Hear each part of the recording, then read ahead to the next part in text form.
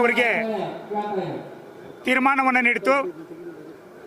ಆ ತೀರ್ಮಾನಕ್ಕೆ ನಾವೆಲ್ಲರೂ ಕೂಡ ಬದ್ಧರಾಗಿದ್ದೇವೆ. ಅದೇ ರೀತಿ ಮೇಲ್ಮನವಿಯನ್ನು ಕೂಡ ನಾವು ಹೈಕೋರ್ಟ್ನಲ್ಲಿ ಈಗಾಗಲೇ ಸಲ್ಲಿಸಿದ್ದೇವೆ. ನಾವು ಈ ಹೋರಾಟ, ಈ ಮೌನ ಮೆರವಣಿಗೆ ನ್ಯಾಯಾಲಯದ ವಿರುದ್ಧ ಅಲ್ಲ.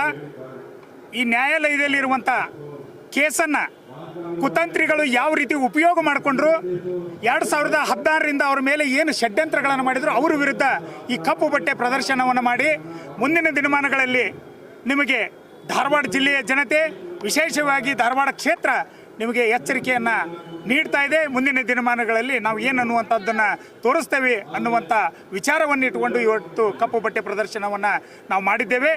ಸನ್ಮಾನ್ಯ ವಿನಯ್ ಕುಲಕರ್ಣಿ ಅವರಿಗೆ ಧೈರ್ಯವನ್ನು ತುಂಬಲಿಕ್ಕೆ, ಅವರ ಕುಟುಂಬಕ್ಕೆ ಕೂಡ ಧೈರ್ಯವನ್ನು ತುಂಬಲಿಕ್ಕೆ ಇವತ್ತು ಸಹಸ್ರಾರು ಸಂಖ್ಯೆಯಲ್ಲಿ ಸ್ವಯಂ ಪ್ರೇರಿತವಾಗಿ ಕಾರ್ಯಕರ್ತರು, ಅಭಿಮಾನಿಗಳು ಕೂಡ ಇವತ್ತು ಬಂದು ಈ ಕಾರ್ಯಕ್ರಮವನ್ನು ಯಶಸ್ವಿಯನ್ನಾಗೊಳಿಸಿದ್ದಾರೆ.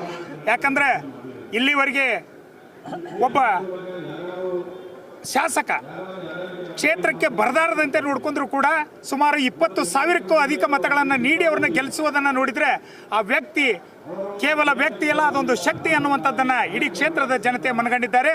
ಅದಕ್ಕೆ ಅವ್ರು ಯಾವುದೇ ಕೂಡ ಧೈರ್ಯಗೊಂದು ಕಾರಣ ಇಲ್ಲ.